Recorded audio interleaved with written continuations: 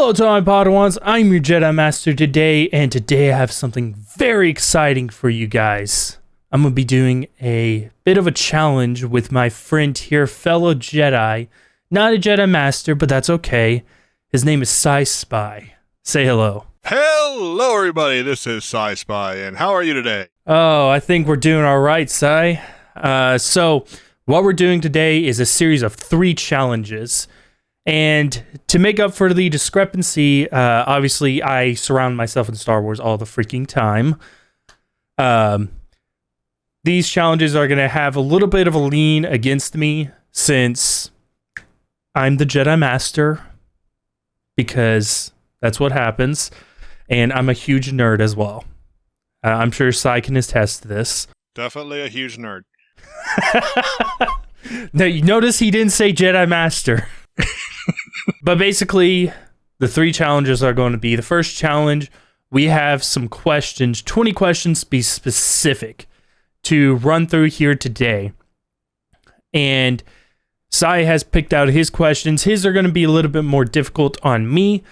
They're going to be more testing my knowledge of the brand of Star Wars more than anything. His are going to be a little bit more general, kind of a general trivia about the movies, things like that, about some of the characters, you know, really the stuff that you would give over to a fan on, like, you know, a fun night where, you know, you're hanging out with a couple friends, that kind of stuff.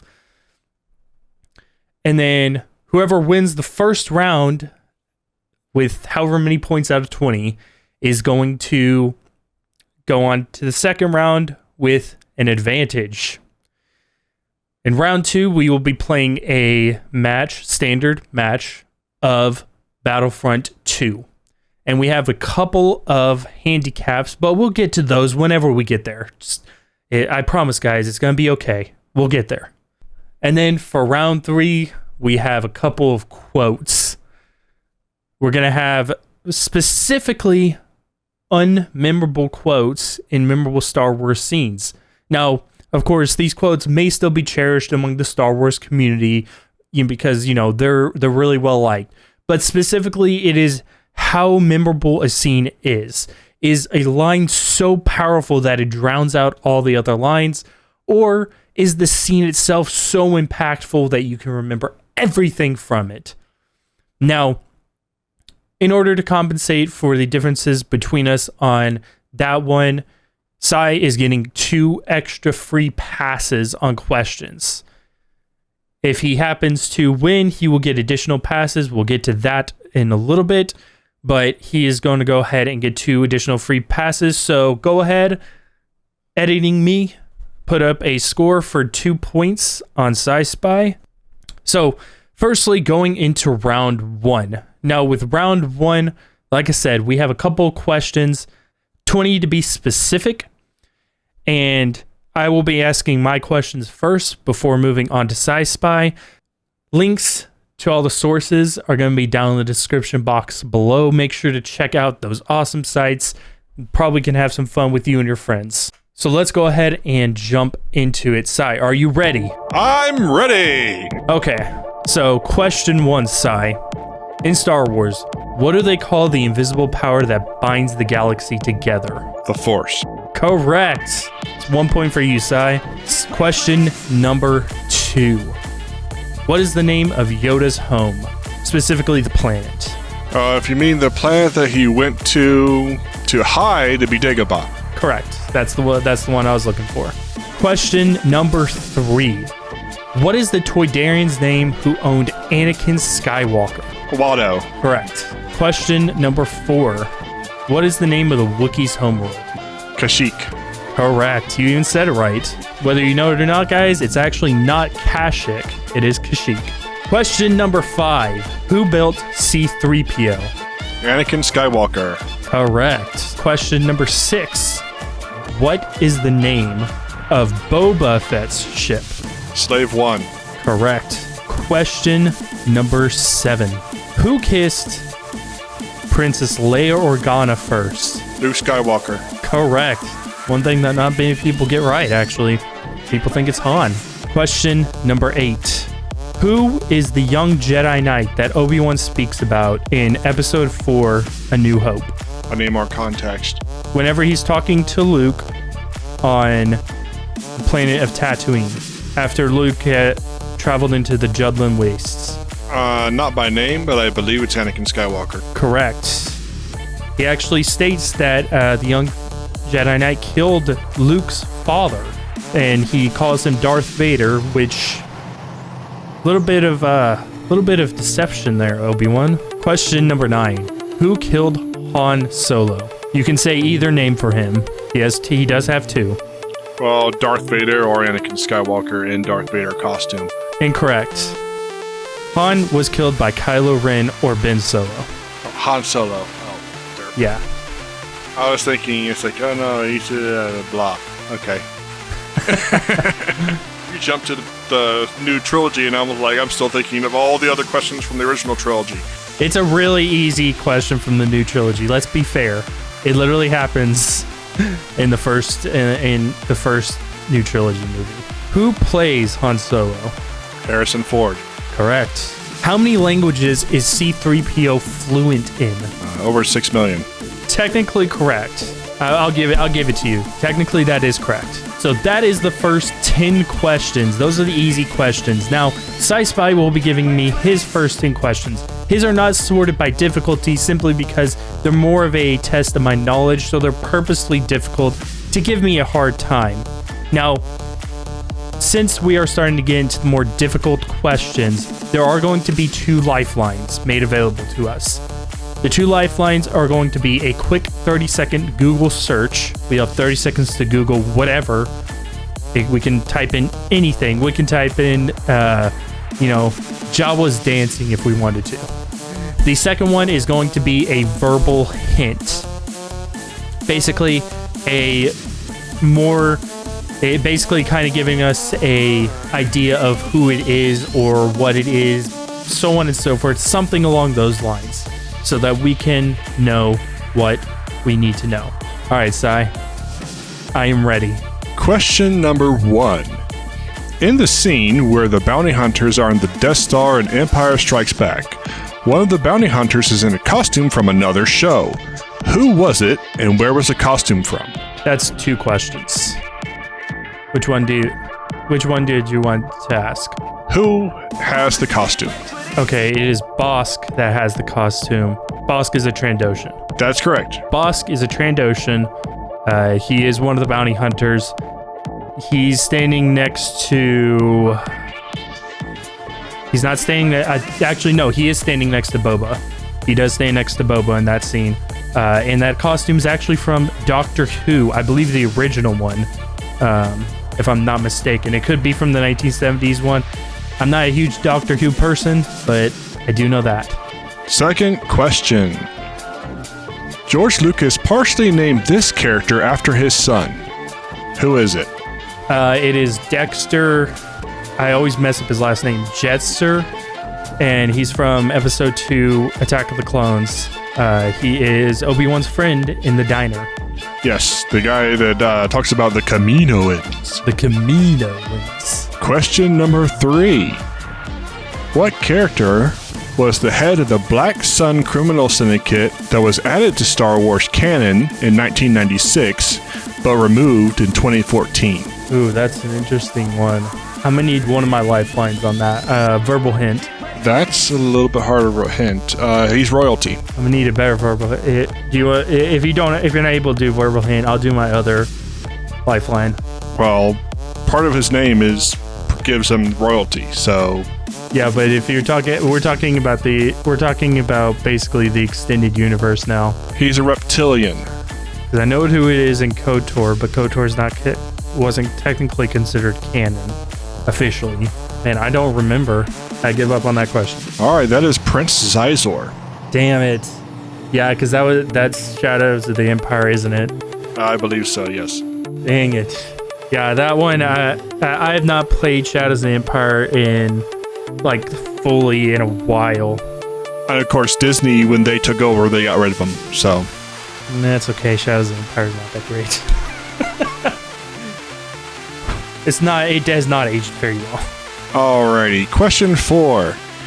Who is the only pilot aside from Luke Skywalker to survive the original trilogy? It is Wedge Antilles. That is correct. And I like that you said besides Luke, because he is actually a pilot. I mean, Anakin is too, technically, but he would have been the original trilogy. Or the prequel trilogy. And you could also say Han as well. So basically non-main character. Yeah. Who's the only non-main character that doesn't survive? Main character gives you plot armor. So. Alright, so we're on to question 5. What is Finn's stormtrooper number? It's FN. You purposely picked that one because I'm bad with numbers. I'm joking. You didn't. I am really bad with numbers, though. Is it FN 3188? No, it's not. Okay, what is it? FN 2187. Dang. Like I said, I'm real bad with numbers. I failed math in high school, so that gives you an idea. Question number 6. On Darth Vader's chest plate, there's a phrase written in an Earth language. What is it? I know this one, but I don't remember the exact quote. Isn't it something along lines like the Dark One has risen? No, it's nothing like that. Dang it, I know this one too. It's gonna annoy me that I can't think of it. Is this what they call spotlight shyness? Like, no joke, is this what they call it? Because I know this one off. I'm gonna use my second lifeline, the Google search. Go ahead and start the counter. Sai, you can go ahead and start a counter if you have it. Go. All right. Have you felt it?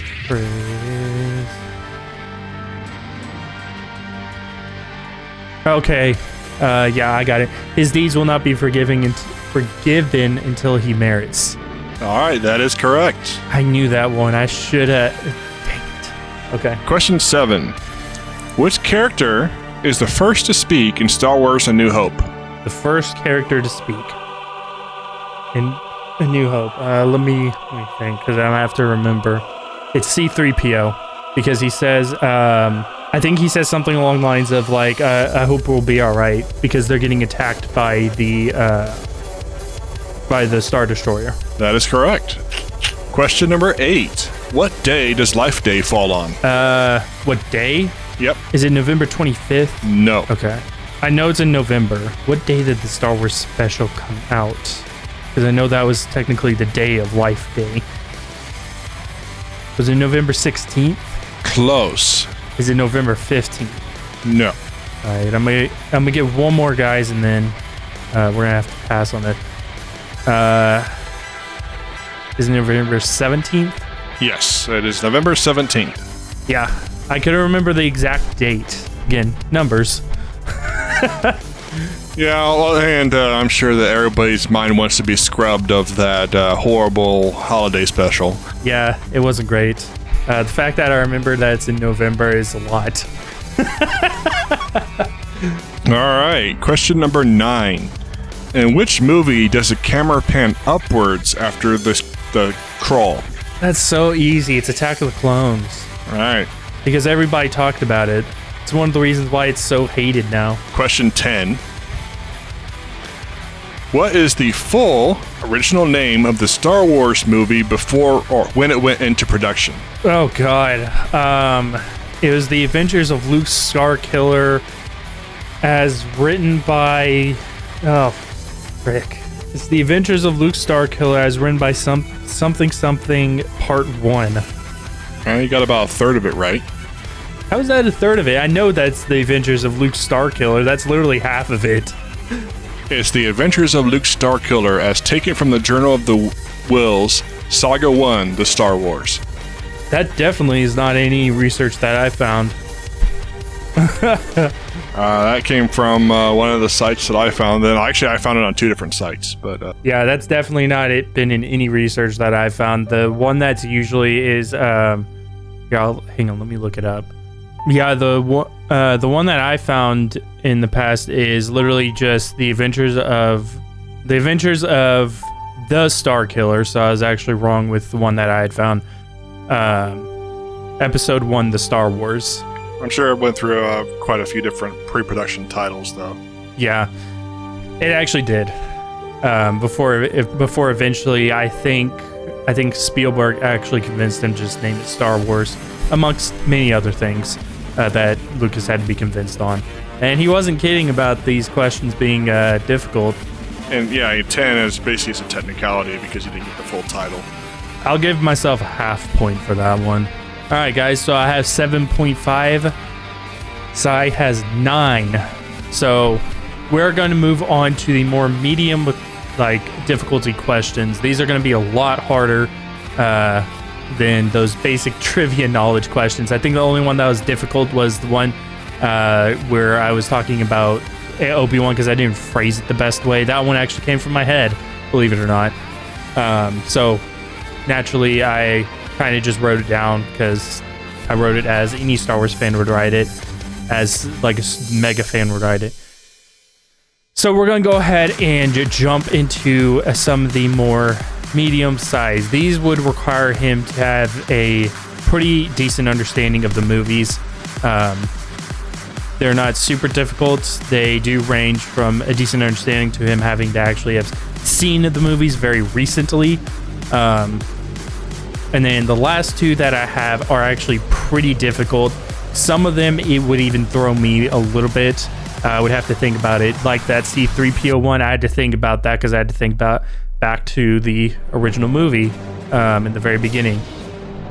Because it's actually been about a month and a half since I've seen them. I purposely have held off so that I would get as much leniency as possible. I want you guys to understand I'm not bullying him into doing this with me. I have given him several advantages. Okay, Sai, are you ready for the next set of questions? I'm as ready as I'm going to be. What is the rule of 2? Rule of 2. There are always 2 Sith, 1 master, 1 apprentice. Correct. Though I guess it could also apply to Jedi because a knight is not supposed to have more than 1 Padawan. Technically, this is correct. Specifically, real quick, the rule of 2 is that there can only be 2 Sith Lords at one time. You were correct, Master and Apprentice. The rule of 2 is more specific that back during the Old Republic era, Sith Lords, Sith Masters would take on multiple apprentices. As opposed to the Jedi, where it's always been instilled that 1 master trains 1 apprentice, except for during the New Jedi Order, which is whenever we see the movies. The reason why the term Padawan had a definition change was because Padawan was originally the lowest rank in the Jedi Order after you had already completed your training as apprentice. However, with the influx of Jedi, less Jedi Masters, they ended up branding the term apprentice to the younglings that trained at the academy. As a result, Padawan ended up becoming the new apprentice status for a Jedi Master, so that they could focus their training on one specific Jedi. So it's always been instilled. It just had a sort of definition change over time. The rule of 2 was instilled during, I believe it was during the Old Republic era. And it was that there can only be 2 Sith Lords at one time. Basically, 1 Sith Lord, 1 student. During this time, it was common for Sith Lords to have many different students, and there's been several Sith Lords since that have tried to break this rule, like our very own Emperor Palpatine. In a sense, Darth Vader technically did break the rule if you look into into Legends with the Force Unleashed by taking on Starkiller. So that's why I said technically you're correct with the rule of 2.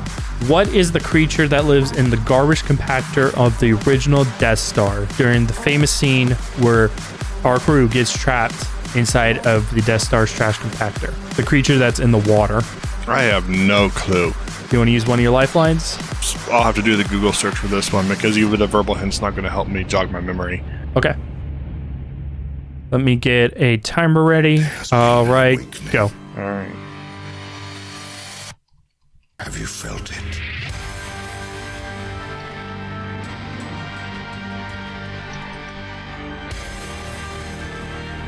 All right, I got it. It's a Dianoga. Correct. You now have one lifeline, a verbal hint. This one, Sai actually brought up prior to us starting.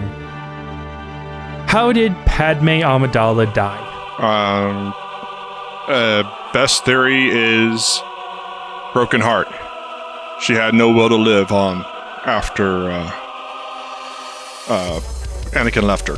So, I am going to shatter everybody's world right now, because that is a popular fan theory.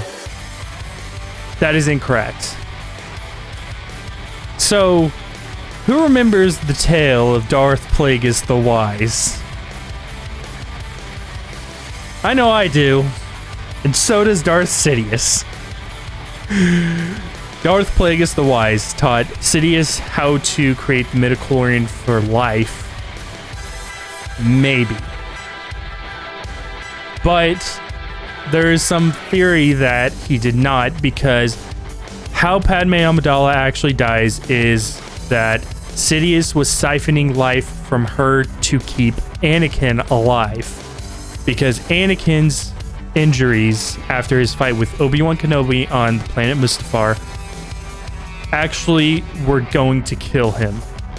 But because Darth Sidious needed him to fulfill the destiny that he set out for himself, because, believe it or not, Sidious is kind of a jerk, he siphoned life from Padme to keep Anakin alive. So that whole thing of her will to live that the droid says, technically, yes, there wouldn't be a physical reason why she would be dying. The will to live was that you can actually drain the Force from somebody and it ultimately kills them. We saw this happen in Knights of the Republic 2 at the very end, where Kreia drains the entire Force out of the Jedi Masters and effectively kills them. By doing it, it will actually kill any living being, because, as Obi-Wan says, the Force surrounds us, penetrates us, and binds the galaxy together. Without it, they're nothing. There you go. Now you know why I was going nuts prior to this. Well, yeah, this is a long explanation as to why I'm wrong, but yeah. Well, I mean, the correct answer. I was telling the audience. Well, I was like, I didn't know that. I didn't know what the official reason was, so... That's a lot more lore side. Yeah, that's the actual reason. Yeah, it's more. It was actually something confirmed by Lucas himself, and to my knowledge, it has not been dispelled by Disney yet. If it does, that's going to be stupid, because the broken heart thing. I'm sorry, it doesn't work in Star Wars. It works in real life. We saw it with Debbie Reynolds. But it does not work in Star Wars for many reasons. Are you ready to get a little bit more difficult? Sure. Because this next one is not one that everybody knows, even though it is set in the movies. What planet did Luke Skywalker go to for his self-imposed exile? It also happens to be the planet where the Jedi started. I will accept either answer, actually. Well, there's two, but depends on if you read the books and stuff, because he's gone into exile a couple of times in the books, in the EU anyway, which doesn't exist anymore. Yeah, that was a separate storyline. Tython? Tython was technically destroyed by that time. Yavin 6, Yavin 4. That's one of the Yavins, no? Yavin 4 was the planet that the rebel base was stationed on in A New Hope. He did not exile himself there. I believe also in the Jedi Knight Dark Forces, it's where they do training, is on Yavin. I cannot think of the name of the planet. Okay. Do you want to use one of your lifelines, or do you want to skip ahead? I'll just skip it, because I don't think the verbal hint's going to help. So, in Legends, he actually exiles himself back to Tatooine in the kind of gap between... Empire Strikes Back and Return of the Jedi. You notice that there's a gap where, for whatever reason, he's just not there. He technically exiled himself to Tatooine. It wasn't officially canon, so it's been excised from there. The official canonical one is that he went back to Dagobah to complete his training. Even though it's technically kind of implied in the 6th movie that didn't happen, but whatever. The official canon reason after Return of the Jedi, because believe it or not, Return of the Jedi's original name was Revenge of the Jedi. His self-imposed exile was to Ahch-To, which in canon is where the Jedi started. Now, you actually did get pretty close by saying Tython, because Tython in Legends is where the Jedi actually started. But by the time Luke was around, Tython had actually kind of been destroyed. And Tython's, I think he actually did go there at some point. I can't remember which storyline. But that was one of the places he went, just not in exile. Yeah, it's like the only reason I know anything about Tython is because of SWTOR. Who was Count Dooku's Padawan before he left the Jedi Order? Now, you have to have a good understanding of the movies for this one. Qui-Gon Jinn. Correct. I'm actually surprised you knew that one. I had to think for a moment. Yeah, because it actually is said. Whenever he's talking to Obi-Wan, he talks about training Qui-Gon Jinn. It's in the least memorable movie of the entire series, so I would not have blamed you if you didn't know. So this one, I will accept either the Legends answer or the canon answer. If you could give both, that'd actually be awesome. I would really respect that, but you don't have to. What is the substance that powers lightsabers? You should at least know the canon answer, because it said it's literally everywhere in freaking Disney's marketing.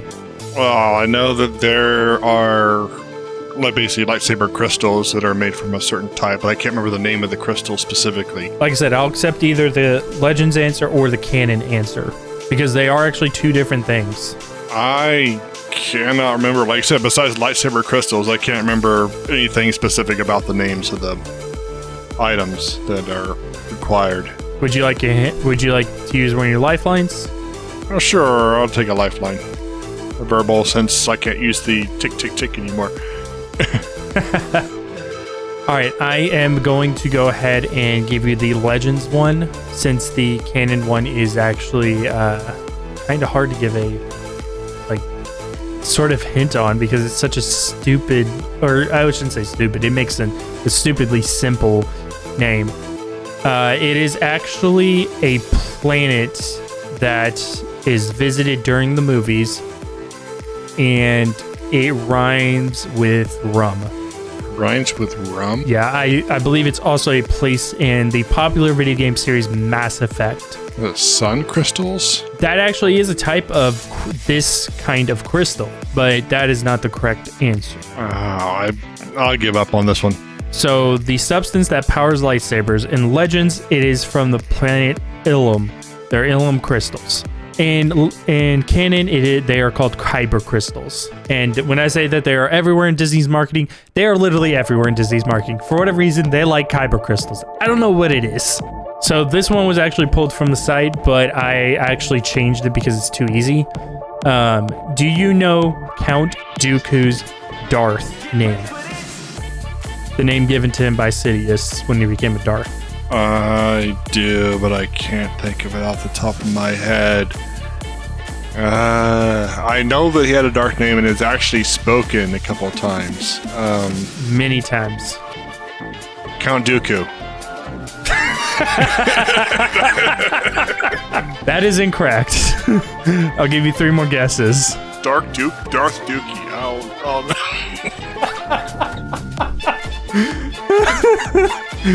No, unfortunately, that was a YouTube poop.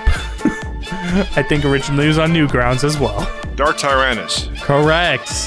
He pulled it out, guys. Pulled out that clutch. Darth Tyrannus. I believe he was one of Palpatine's apprentices at one point. Yes, he was. He was Palpatine's apprentice up until he is killed by Anakin. What are the odds that C-3PO gives to Han Solo to successfully navigate the asteroid field? 3,720 to 1. All right, that's correct. I guess that was an easier one for you. That one actually is kind of hard because, again, numbers. But that scene is so... I love that scene so much because he freaks out. Do you know the odds of navigating an asteroid field? Question 12. What was the name of the planet that General Grievous both defeated and killed on? Yeah, by Obi-Wan? Well, he was killed by Obi-Wan, yes. Well, he was kind of killed as a human too, or humanoid. But it's however you say it, you can say it two different ways: Utapau or Utapau. That's correct. Which I love the planet name Utapau. I've loved it since I was a kid. Utapau. Utapau. Question 13. Where were Luke and Leia Skywalker born? Oh, that's a trick question. That's mean. That's mean. They were technically born in space. They were not born on Tatooine or Coruscant. Yeah, but where is the general area that they were born in? Oh, you want to know the system? I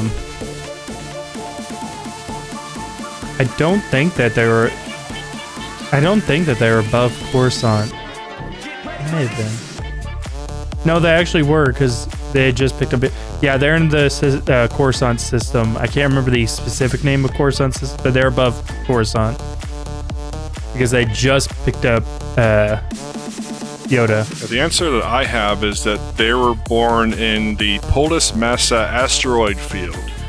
And the largest asteroid had a hospital in it that she was taken to, and that's where they were born. It was actually closer to...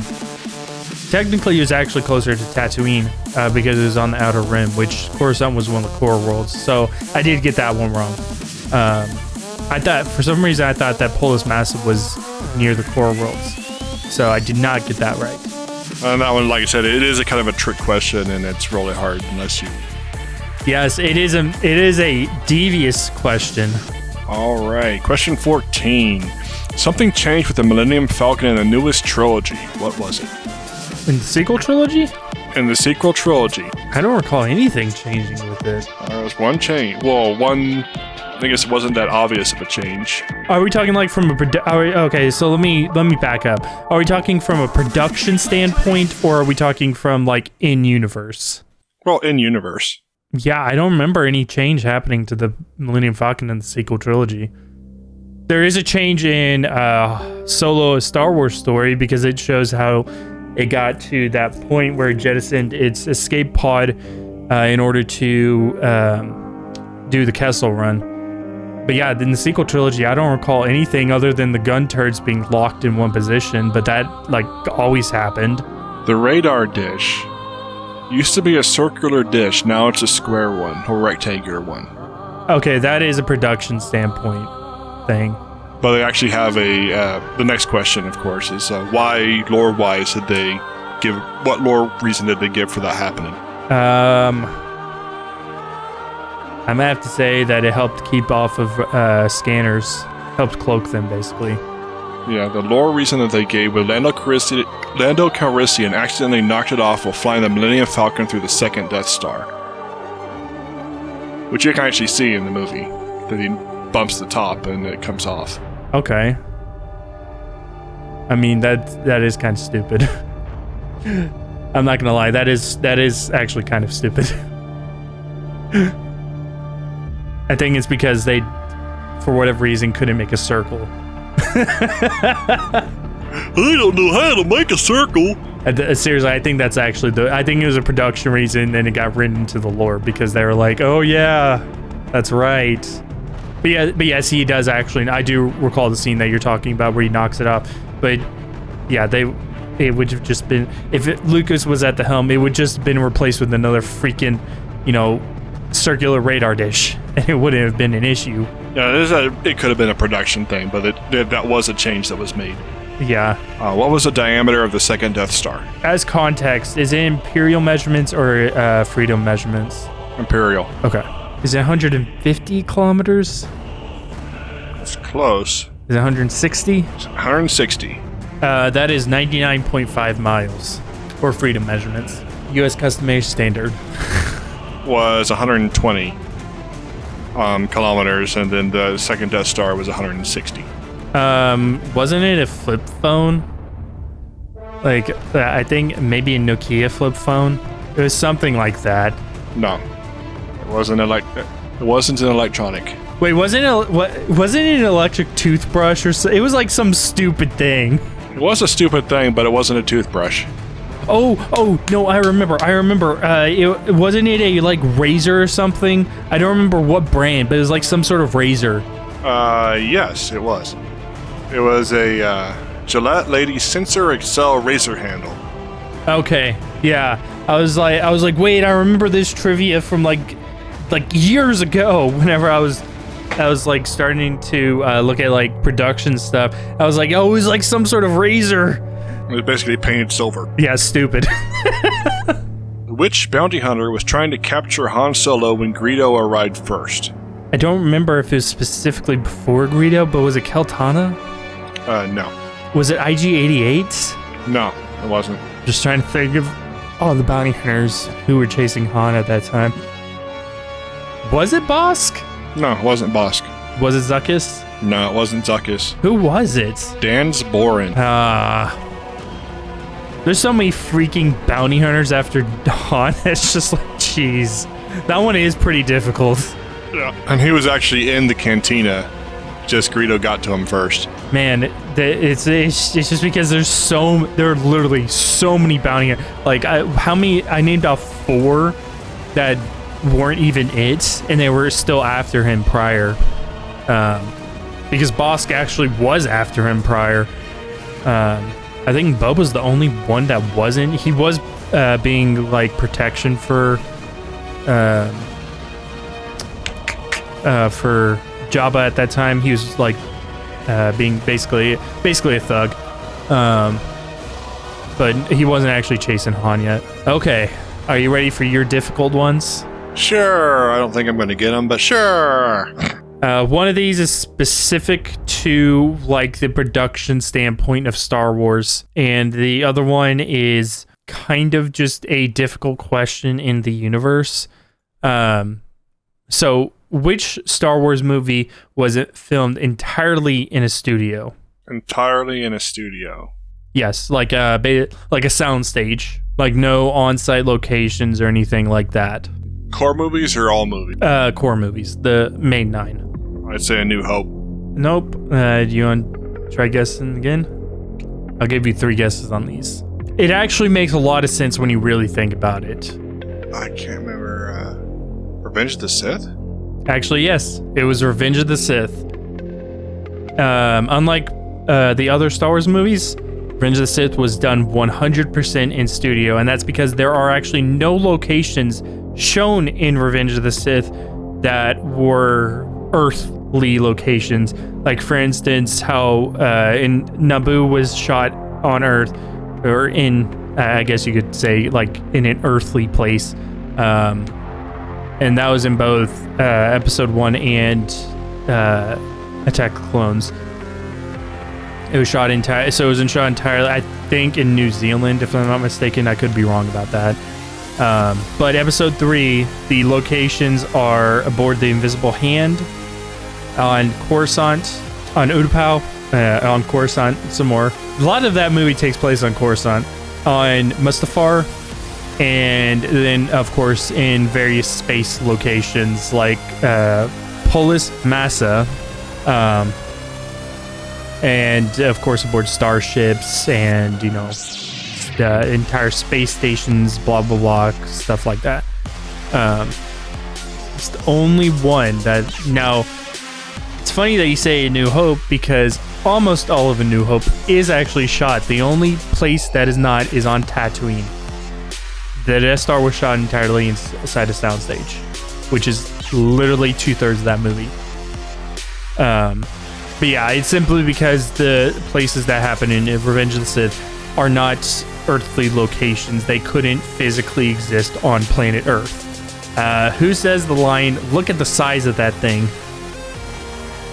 during the first Death Star's trench run? Well, technically prior to the first Death Star's trench run, but we're just going to say that entire scene's the Death Star trench run. That is kind of tough because I haven't watched the movies in quite a long time.